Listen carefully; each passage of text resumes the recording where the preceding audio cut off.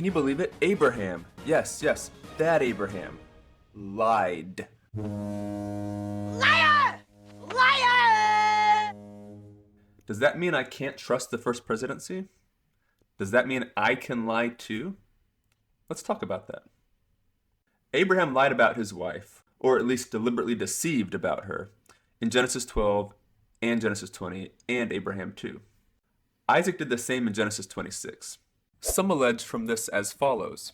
Abraham's lie was a sin, which means prophets aren't flawless, which means I can't trust the first presidency. Now, similar arguments are made about other scriptural events, such as the fact that Joseph Smith feared man more than God with respect to the 116 pages, which were later taken by wicked men. We made a separate video about that sin and its implications for later first presidencies, which you can check out if you're interested.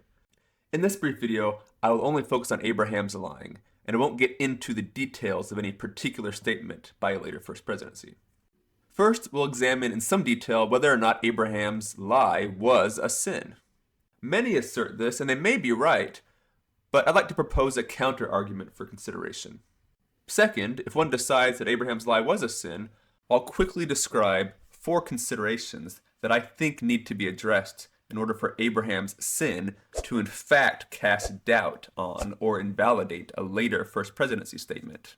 Before all that, let's review the story, the details of Abraham's lie. Genesis 12 and Abraham 2 have similar facts and seem to be telling the same account of Abraham and Sarah moving to Egypt, though our analysis does not depend on whether you treat them as the same or separate.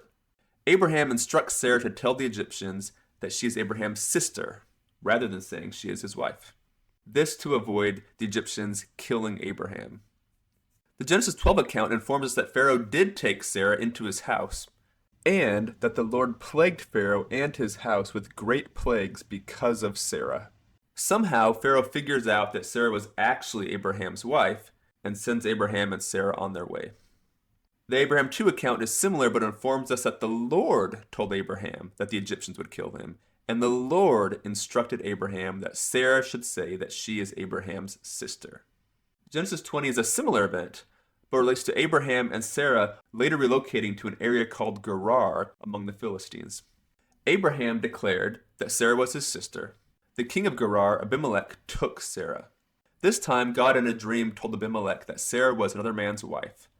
And the Lord had also, quote, closed up all the wombs of the house of Abimelech because of Sarah, end quote. We also learn here that in one sense, Sarah is Abraham's sister. She is the daughter of his father, but not the daughter of his mother. Genesis 26 is a similar account, but relates to Abraham and Sarah's son Isaac many years later. Isaac and his wife Rebekah moved to Gerar, and Isaac tells the men of that place that Rebekah is his sister. Again, the explanation is that Isaac may have been killed because Rebekah was fair to look upon. In this video, to keep it simple, and because he's the one that's generally accused as the bad example lying prophet, we'll mostly refer to Abraham, but the same argument applies to Isaac. Now, unlike the 116 pages, the scriptures do not tell us that Abraham's lie was a sin, but it seems to be commonly assumed, like lying is wrong, Abraham lied, therefore Abraham was wrong. Indeed, even others who defend Abraham seem to assume that all lying is wrong. Some claim, for example, that Abraham didn't sin because technically it's accurate to call Sarah his sister. The trouble with this defense is that it's clear that Abraham's purpose was to deceive by using a deliberate half-truth. So we still have the issue of whether deceit is wrong. So, is it? Well, we are expressly commanded not to lie, repeatedly in the scriptures. In fact, every book of our standard works includes a commandment not to lie or a condemnation of lying or liars. But there are exceptions. As we've seen, God instructs the lie in Abraham 2. To be clear, I'm not saying that because God commanded that lie in Abraham 2, he must have also commanded the lie in Genesis 12, Genesis 20, and Genesis 26. Indeed, for this video, I'm assuming that God did not command those. Rather, I'm citing Abraham 2 right now only as a clear example of an exception to the general prohibition on lying. And there are other instances of God not commanding, but in fact assisting with or approving of deceit. Take the example of the Hebrew midwives in Exodus 1. We read that they were commanded by Pharaoh to kill newborn Hebrew males, but they, quote, feared God and did not as the king of Egypt commanded them, end quote.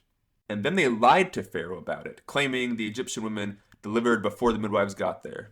And God, quote, dealt well with the midwives, end quote. And, quote, he made them houses, end quote. Here's an instance where there's no record of God commanding the lie, but God blesses the liars.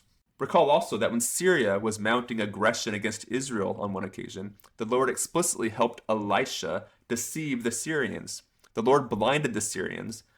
Then Elisha deceived them by taking them to Samaria.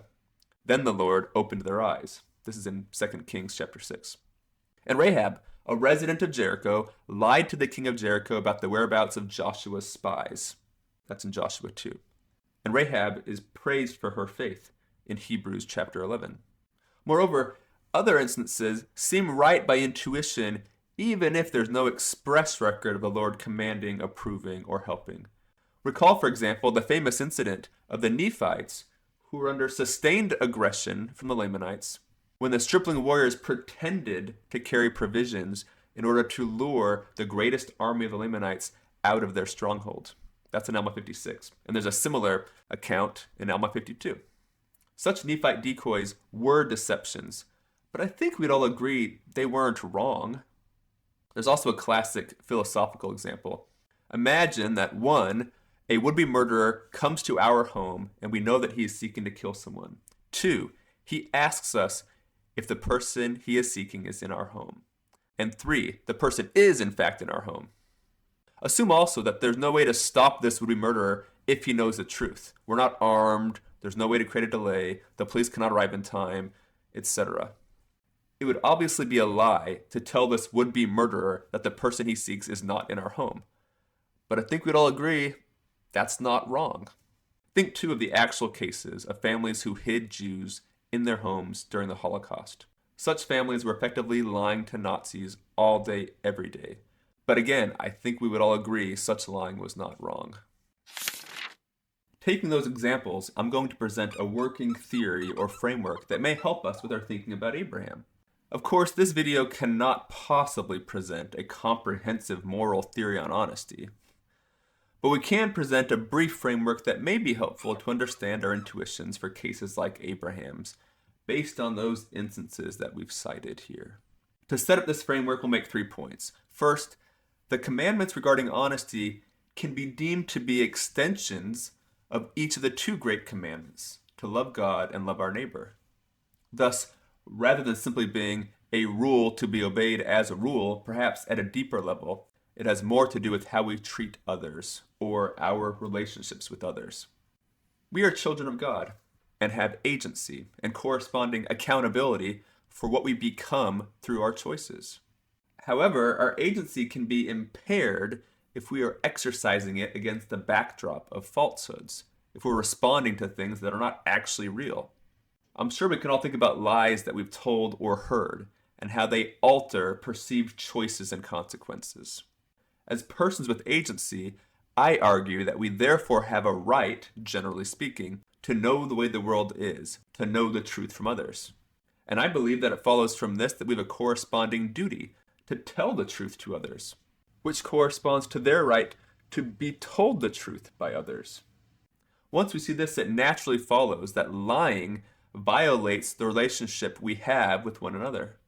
If I lie to you, I'm violating what I owe you as a person who has the right to the truth. I'm manipulating you, mistreating you.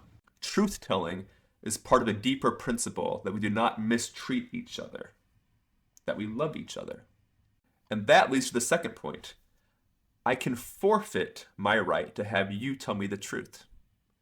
Because my right to be told the truth is grounded in my right not to be mistreated by you, I forfeit my right to the truth from you if my purpose is to use that truth to mistreat someone else. For example, if my purpose is to murder someone, but I need some facts from you in order to do so, My intent to murder violates what generates my right to the truth in the first place, and therefore I lose my right to that truth. Because I want to mistreat someone by killing them, I have no moral basis to claim foul, that you're mistreating me by lying to me. My intent to mistreat by killing forfeits my right to claim I'm being mistreated by a lie. As you can see, morally, I'm not on the same standing as a person I want to kill. She has every right not to be killed, and I have no right to the truth that will help me kill her. Let me be clear. This doesn't mean lying is justified anytime someone else might misbehave, like, I can lie to you freely because, after all, I'm sure you'll do something unkind to somebody at some point. No, this exception is actually very narrow, which leads to our third point. Limited extreme choices. We're talking here about lying versus killing. Those are very different types of mistreatment. And we're talking about limited options in these cases. Those who hid Jews from Nazis, for example, chose between two extremes, lying or letting the Jews be killed. They did not have some obvious third alternative, some way to both tell the truth to the Nazis and save the lives of the Jews. At least tentatively, this adds up to the following three-part working theory about lying in the cases we're considering. The speaker in these situations has no obligation to tell the truth to the actor because, 1, the actor has no right to kill and thus has no right to the truth that would help them do so. That is, they no longer have a right not to be lied to.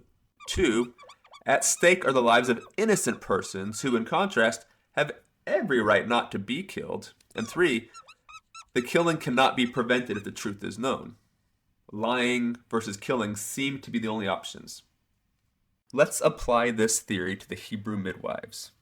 Not only did they face the seemingly unavoidable choice of either lying to Pharaoh or killing newborns, but in addition, those infants had every right not to be killed, and Pharaoh actually had no right not to be lied to.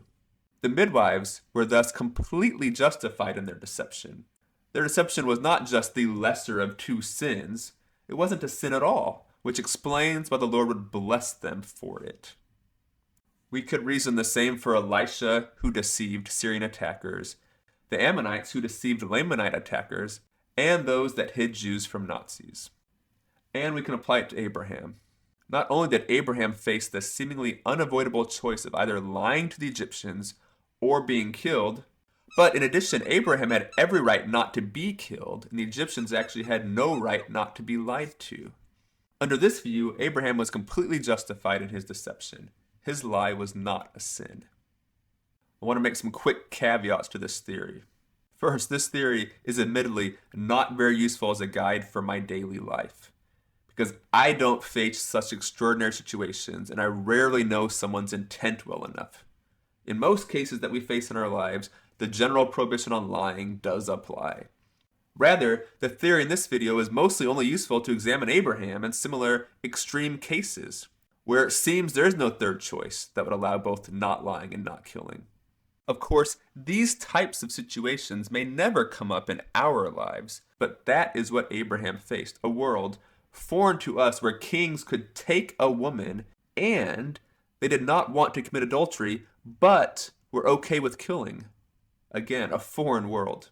Continuing from that, a fuller theory, if we had the time, could examine dishonesty more broadly and explore other possible exceptions, such as lying to protect privacy or withholding some truth to spare someone's feelings, etc.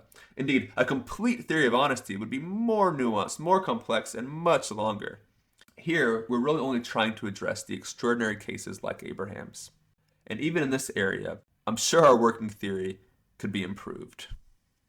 Of course, this theory and the conclusion that Abraham was not wrong to lie does not mean that Abraham or any other prophet is flawless. We all know that prophets are human and commit mistakes and sins. But it does not follow from this that we should employ false examples to make that point. If the thinking in this video is correct, then Abraham's lie was not an instance of wrongdoing, and it would therefore be better if it were not casually treated as if it were.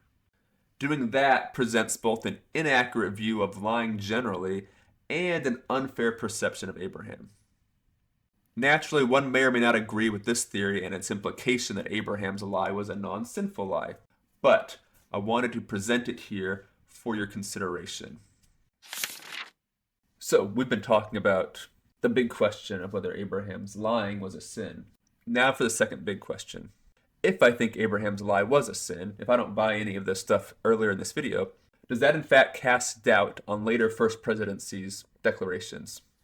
I think there are 4 points that need to be addressed to span the gap between Abraham's personal sin and a later First Presidency declaration. These points largely overlap with the considerations we outlined regarding the 116 pages in our other video, so we'll be brief here.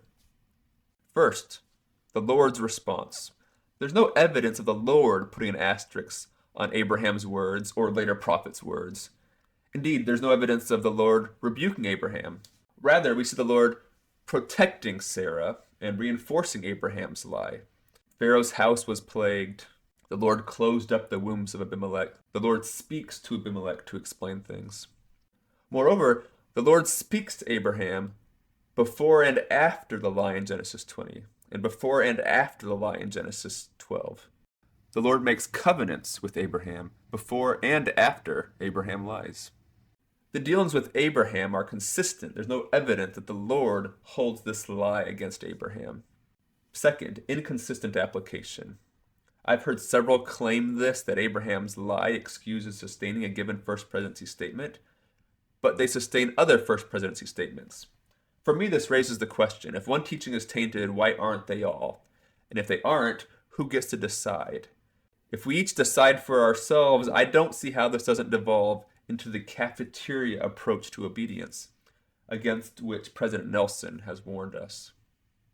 Third, there's a difference between personal sin and a teaching. Joseph Smith taught this, quote, "I never told you I was perfect, but there is no error in the revelations which I have taught," end quote. So if I assert that a sin disqualifies a teaching, then I think I need to expressly address Joseph Smith's distinction and the implications if I disregard or qualify Joseph Smith's distinction, since most of our scripture consists of accounts of people who have sinned. That leads to the last point, councils. The church today is led by unanimous decision of 3 prophets, often joined by 12 other prophets. Modern prophets repeatedly testify of the power and safety of councils. That's not to say that councils are perfect, but I do think those making this charge need to explain how non-council examples translate to councils. To summarize, even if I think Abraham's lie was a sin, to me, it's not nearly as simple as saying, I don't support such and such First Presidency statement because Abraham lied. It's like, whoa, what does this have to do with that? The concept that one person's sin disqualifies an official, unanimous statement of 3 or 15 prophets has never been taught in scriptures or in general conference that I'm aware of. To get from here to there, I think we need to somehow deal with these 4 matters. Moreover, the inference that Abraham sinned by lying to Egyptians or Philistines is not a straightforward one.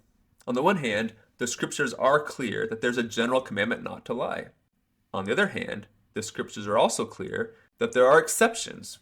The theory in this video, based on these precedents, and for these narrow types of situations, is that there's an exception to the commandment to tell the truth where 1, the actor has no right to kill, and thus has no right to the truth that would help him do so. 2, at stake are the lives of innocent persons who, in contrast, have every right not to be killed.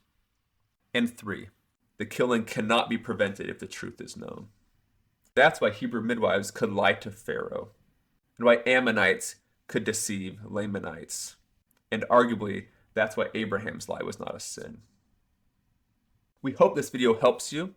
We welcome any feedback, any improvements, and we pray that by studying the words of Jesus Christ and his prophets, our faith in Jesus Christ will grow.